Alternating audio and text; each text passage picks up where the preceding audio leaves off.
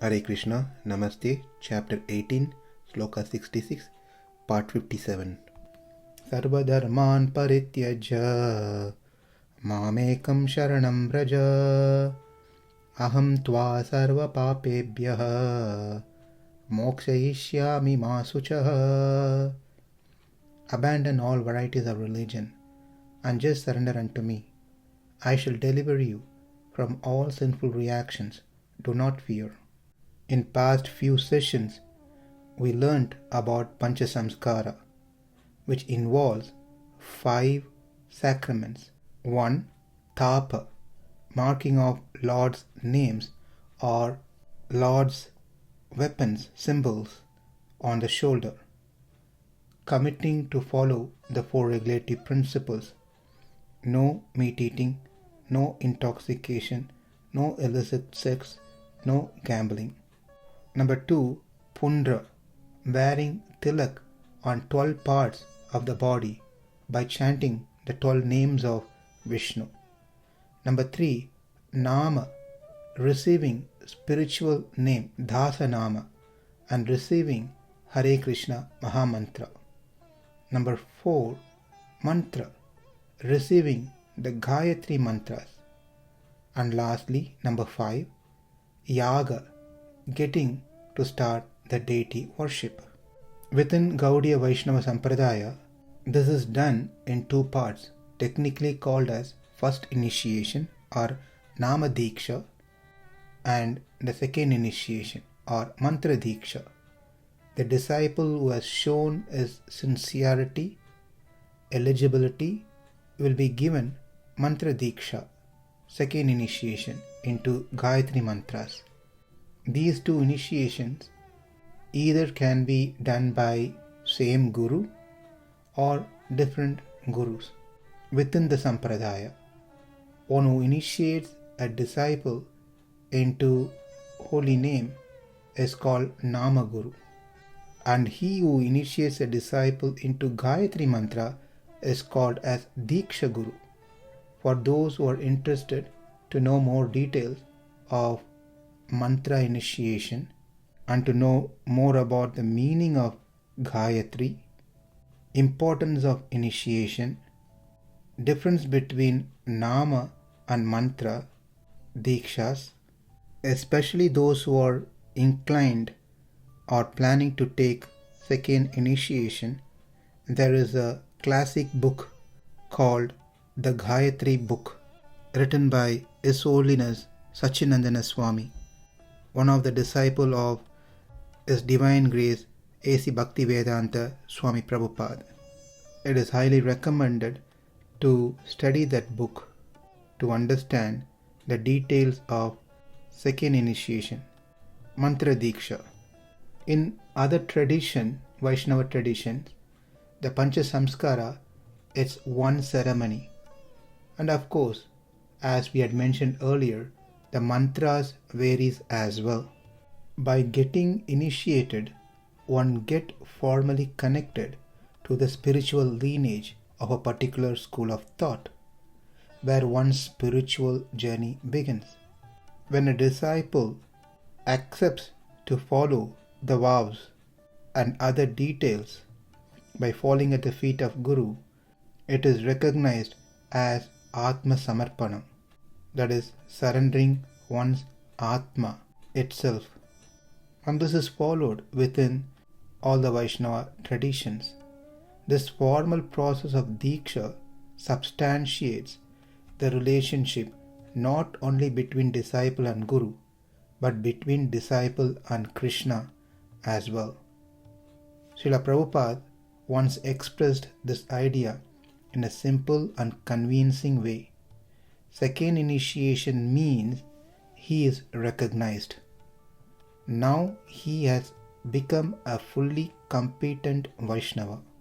Since initiation virtually transforms our existence, it is considered as a second birth.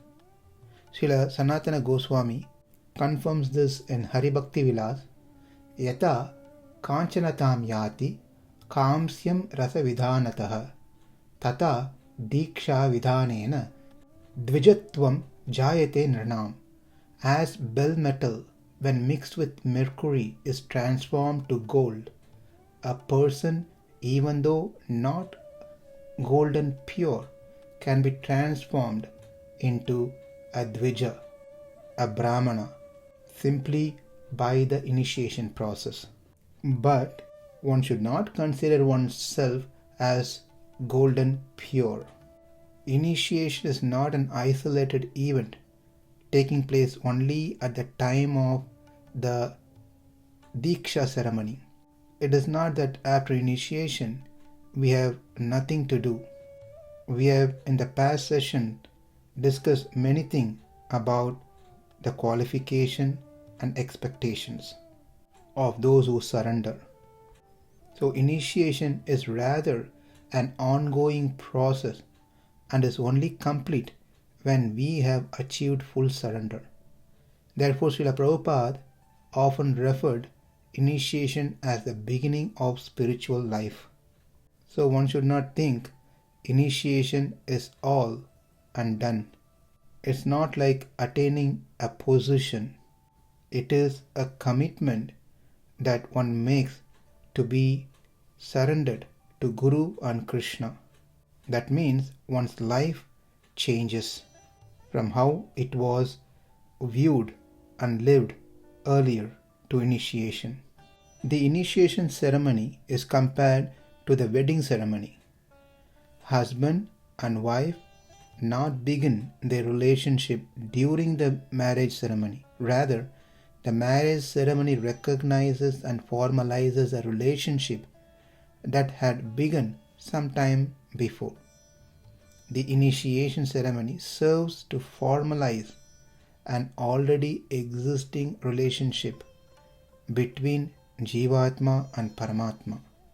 Every Grahastha householder who has undergone a wedding ceremony personally, Vivaha Yajna, will confirm that the ceremony creates a deep samskaras, impressions, that bind the couple together on the subtle plane. There are many procedures within the Vivaha marriage ceremony, a Vedic marriage ceremony, that tightens, that binds the couple on the subtle level. The same holds true for the initiation ceremony. Something substantial takes place during the ritual. The disciple accepts vows and the Guru imparts the mantra. While the ceremony itself may be a formality, the vows and the transmission of the mantra are definitely not. They form the subtle substance of the initiation.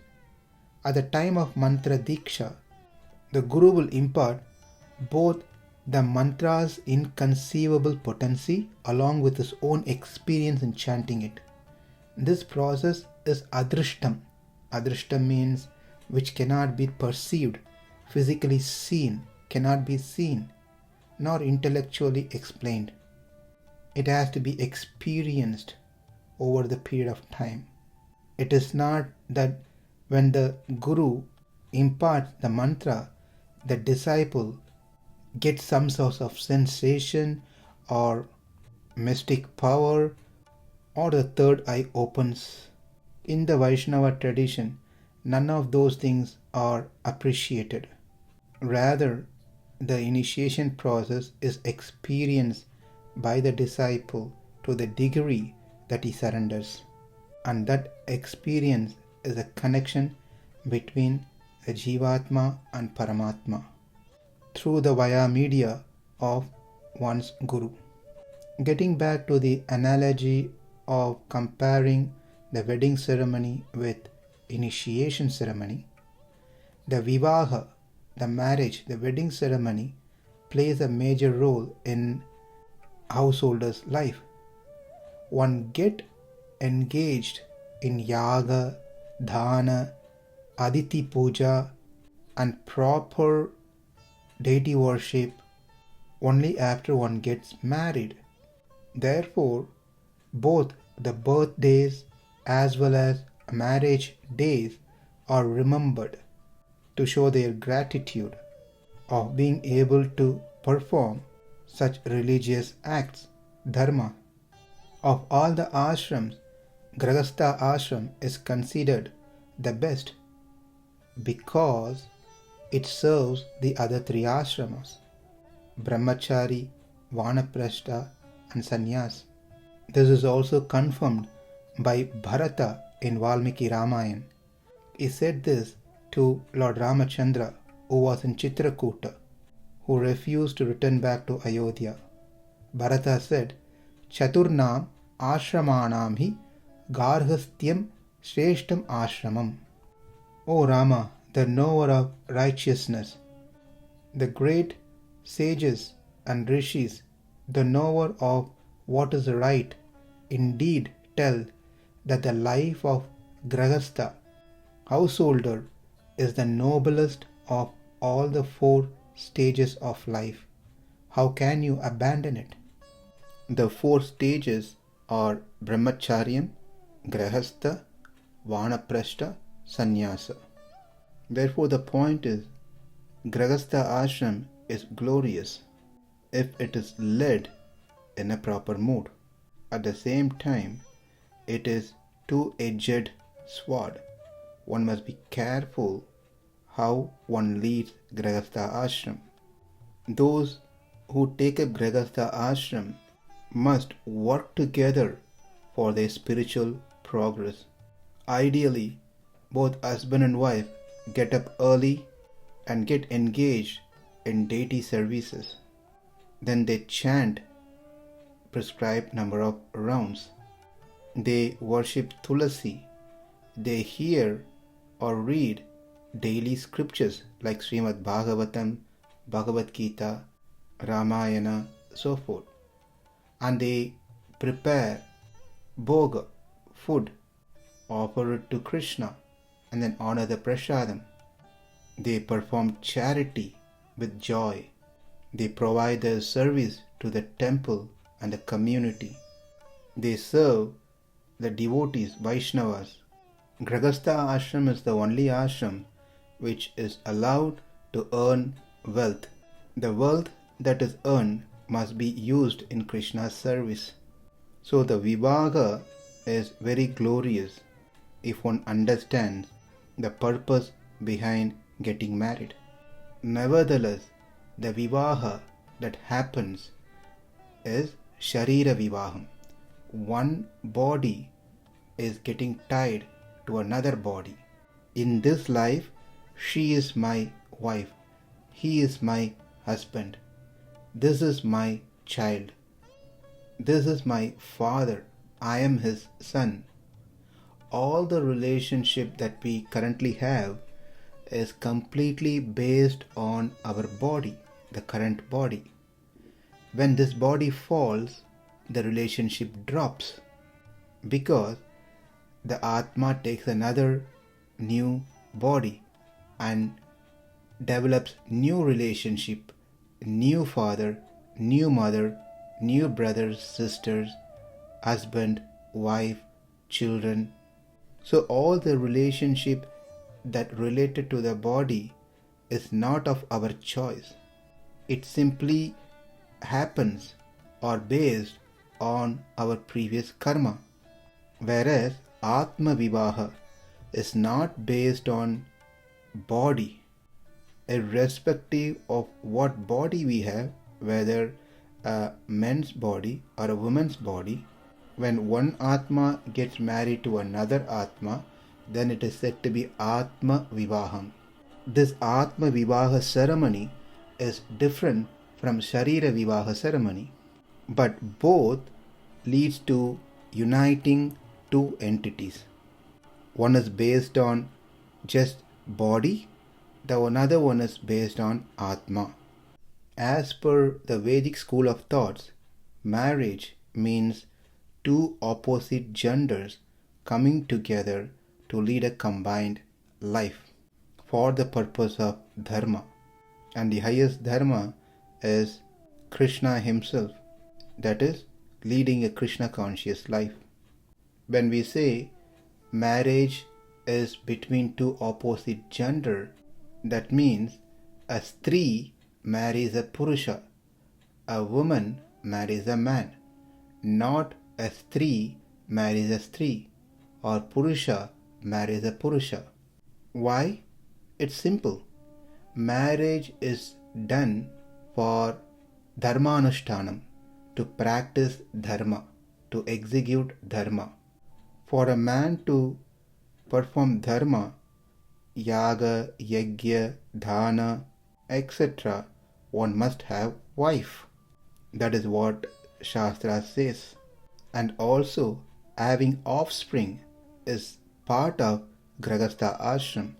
Therefore, Vedic marriage means strī and purusha getting together, committing oneself to lead a devoted life, to follow the dharma.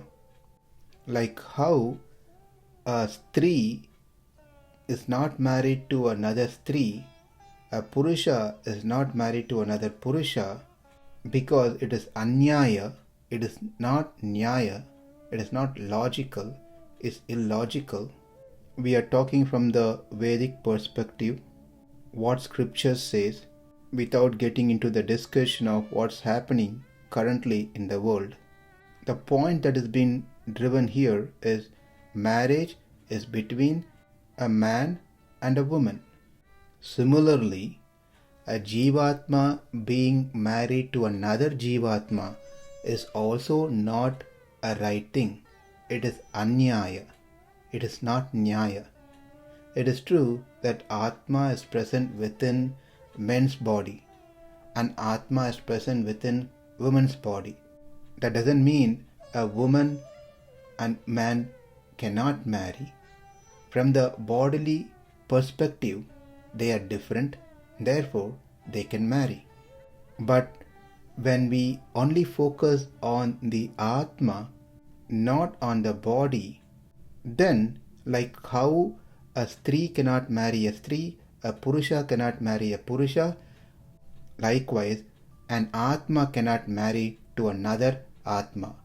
To be more specific, a jivatma cannot marry another jivatma. We hope it is not confusing. The first example is with the body, focusing on the bodily relationship. The second example or the topic that we are discussing is Atma to Atma, not keeping Sharira as the means. When Sharira comes into the picture, it is Sharira Vivaha. When Atma is taken into the consideration, it is Atma Vivaha. So, a Jivatma cannot marry to another Jivatma. The next option is, can Jivatma marry to Prakriti, Achit? Will that be an option? Certainly not, because Achit is a non-living entity which has no consciousness. So the marriage cannot happen between Chit, which is Jivatma, and Achit, which is Prakriti. A conscious being cannot be married to unconscious entity, a matter. Marriage must happen between two conscious entities. That means the only option left is the third entity, because there is only three in total. Three tattvas, Chit, Achit, and the third one is Ishvara, who is Paramatma. So the Jivatma married to Paramatma. This marriage is said Atma Vivaha, because Paramatma is not of same category of Jivatma. Paramatma is different and Jivatma is different. Like Strī is different and Purusha is different. But both are conscious entity. That wedding ceremony happens between these two Atmas, Jivatma and Paramatma, is the initiation process, keeping Sharanagati as a main factor. Like how the Sharira Vivaha is conducted by a priest to establish a strong connection between a Strī and Purusha. Likewise, the Atma Vivaha is conducted by a guru, acharya, to establish a formal connection between a jivatma and Paramatma. Except the Supreme Lord, every living entities are considered as three. The only Purusha is Sri Krishna. Everyone else falls in the category of three, irrespective of what body we currently have. In our next session, we'll continue on this topic further. Thank you. Hare Krishna.